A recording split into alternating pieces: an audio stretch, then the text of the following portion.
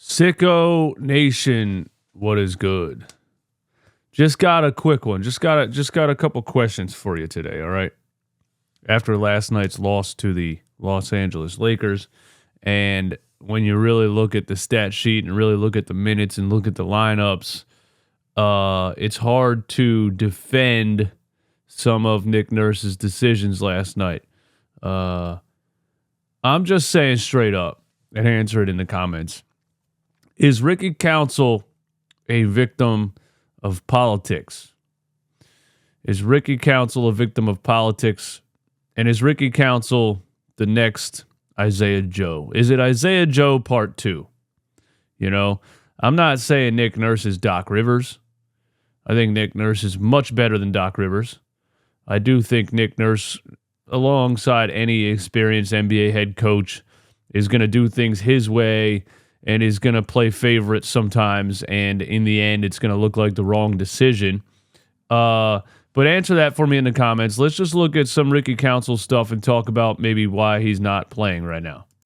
And look, I'm not saying playing Ricky Council, an undrafted G League player, is going to be the difference between wins and losses. I'm not saying that. I'm just questioning why he's suddenly not playing at all. All right. You look at the last time Ricky Council got some solid minutes.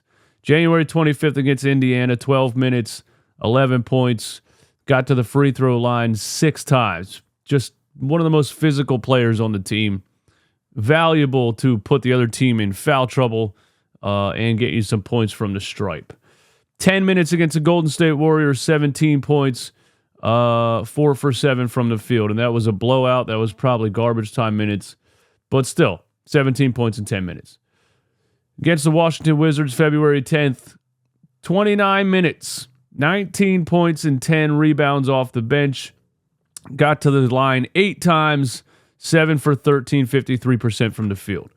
Against the Cleveland Cavaliers, a huge upset game a couple of weeks ago, February 12th.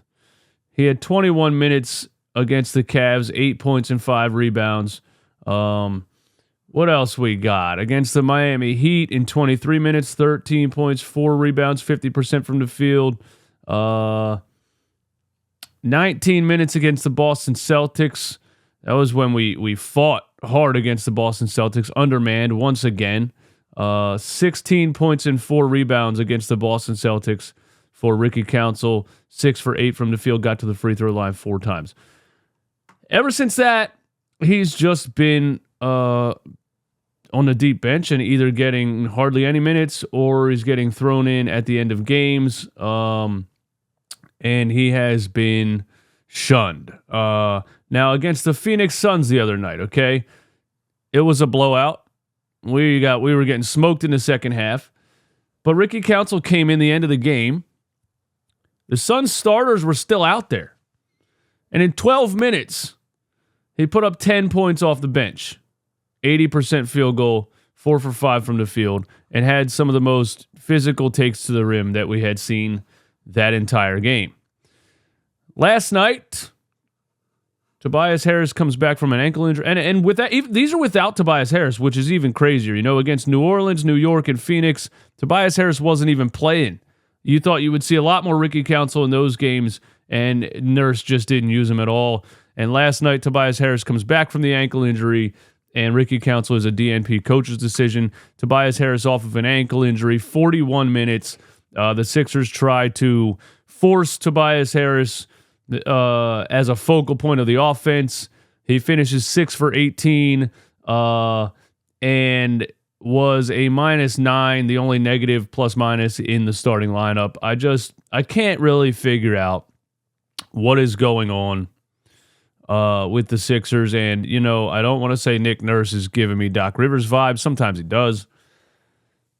But it just has to be more politics than anything. The Philadelphia 76ers organization is not really interested in winning games. They're interested in money and politics.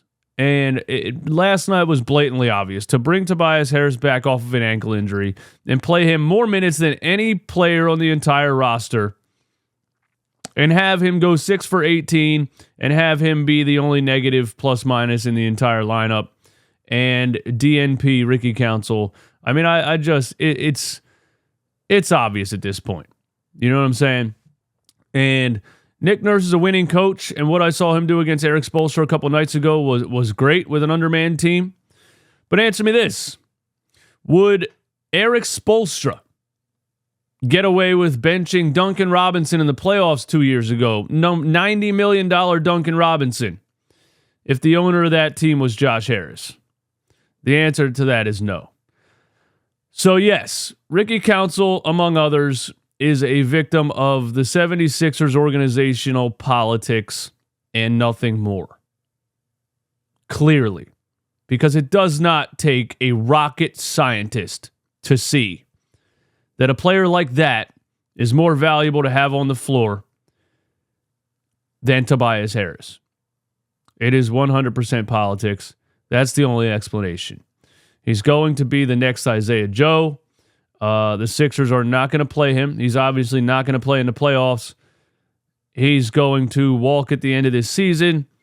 And another team is going to capitalize on the Sixers releasing Isaiah Joe. Not Isaiah Joe. Another team did capitalize on the Sixers releasing Isaiah Joe. That was the Oklahoma City Thunder, and he became the highest percentage three-point shooter in the damn NBA.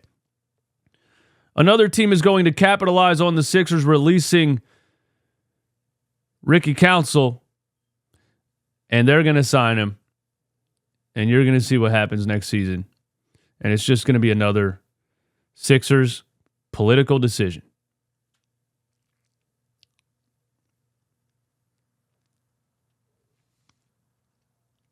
I'm tired of this shit, man. I'm tired of this shit. This team have not been making winning decisions for the last 40 years, dude.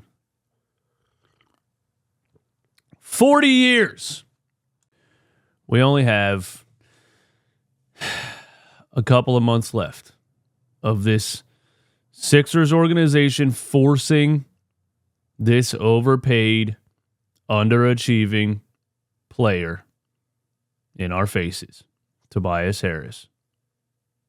I'm absolutely, every time I think about it, I am completely blown away that he's been here that entire 5 years. It is embarrassing.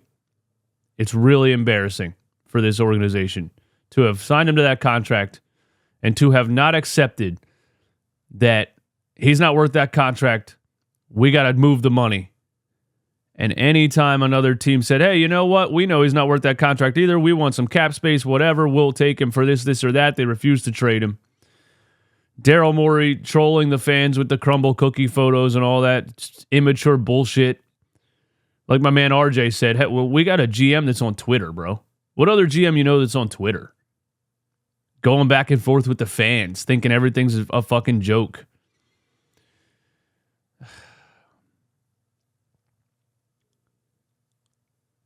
I hate this team.